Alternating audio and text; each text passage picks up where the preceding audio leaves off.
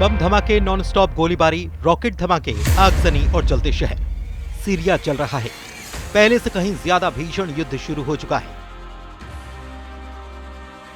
इस बार जवाबी हमला सत्ता से बेदखल हुए बशर अल असद समर्थक फाइटर्स ने किया है।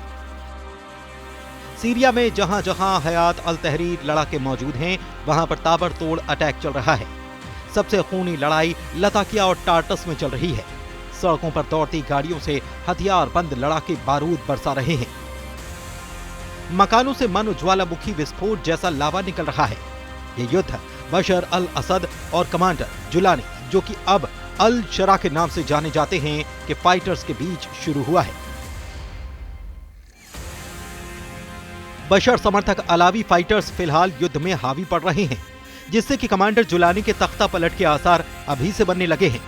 सीरिया युद्ध में अब तक जो जानकारी सामने आई है, उससे तुर्की के एर्दोआन भी टेंशन में आ गए हैं।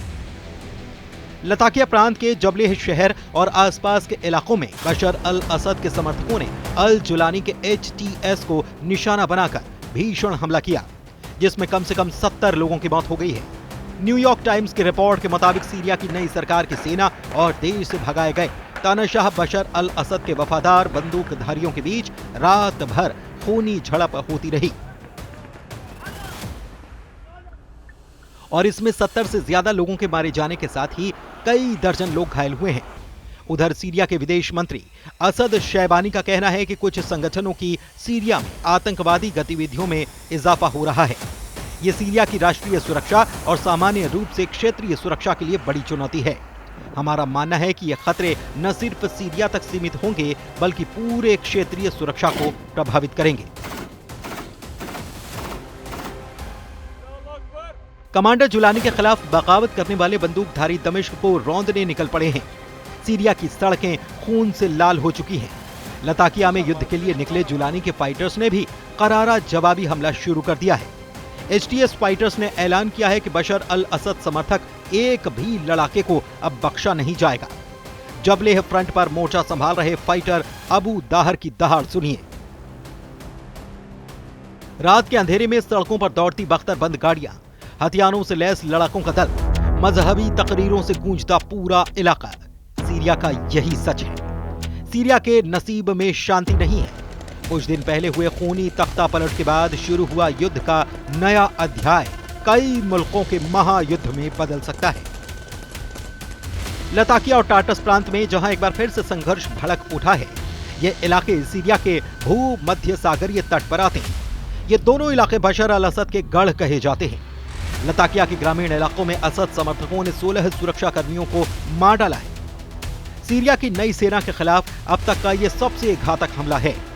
Syrian observatory for human rights ने जानकारी दी कि जबलेह पहाड़ी और तटीय इलाकों में असद के वफादारों से भीषण युद्ध चल रहा है।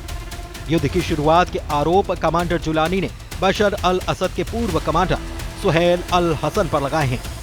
दावा किया गया है कि कमांडर सुहेल अल हसन के लड़ाकों ने जुलानी सेना की सुरक्षा चौकियों पर हमला किया है।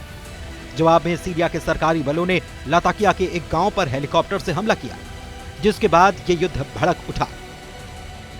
कमांडर अल हसन को द टाइगर कहा जाता है। सीरिया में अल हसन कुख्यात है। कमांडर अल हसन होम्स मिलिट्री कॉलेज में 1991 में लेफ्टिनेंट कर्नल बने थे। इसके बाद वो सीरिया वायुसेना रक्षा की विशेष संचालन इकाई में शामिल हुए। सीरियाई अरब सेना के सीरिया पैराट्रूपर टुकड़ियों की ट्रेनिंग अल हसन की देखरेख में हुई। सीरियाई अरब सेना के सेंट्रल कमांड संभालने के बाद हसन दमिश्क में तैनात हुए। सीरिया सिविल वॉर में अल हसन ने अल कायदा से लंबी लड़ाई लड़ी है। साल 2013 में अल हसन ने लताकिया से जबात अल नुसरा को मार भगाया था। सीरिया के गृह युद्ध में एक भी मोर्चे पर जंग न हारने का रिकॉर्ड अल हसन के नाम पर है। बशर अल असद के लिए कमांडर अल हसन ने होम से लेकर अलेप्पो तक के गढ़ को कई साल तक बचाए रखा था। अल हसन को लेकर आखिरी बार तुर्की ने बड़ा दावा किया था। तुर्की ने ऑपरेशन स्प्रिंग शील्ड में अल हसन को निशाना बनाने का ऐलान किया था। अल हसन को ड्रोन अटैक में घायल होने की जानकारी भी दी गई थी, मगर इसके बाद भी उनका अता पता नहीं चल रहा था। अब सीरिया में जब दोबारा भीषण लड़ाई छिड़ गई है, तो सीरिया के टाइगर का नाम फिर से सामने आ चुका है। कमांडर जुलानी, जिसे सिर्फ एक कमांडर का विद्रोह मान रहे हैं, असल में बात उससे कहीं ज्यादा गंभीर है। रूस में बैठे बशर अल असद के इशारे पर एर्दोआन की जमीन खिसकाने वाला युद्ध शुरू कर दिया गया है। रिपोर्ट के मुताबिक सीरिया के तटीय राज्यों में नई बनी सुन्नी मुस्लिम सरकार के खिलाफ जबरदस्त गुस्सा है। सुन्नी लीडरशिप के खिलाफ अलावी समुदाय तख्ता पलट युद्ध शुरू कर चुकी है।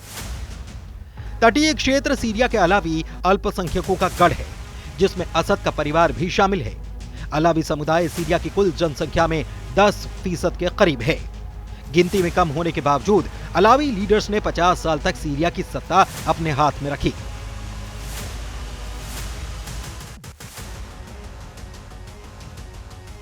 बशर अल असद एक बार फिर से अपनी सल्तनत कमांडर जुलानी से छीनने के लिए हर दाव आजमाने लगे हैं। इसकी वजह जुलानी के लिए कई सख्त फैसले हैं।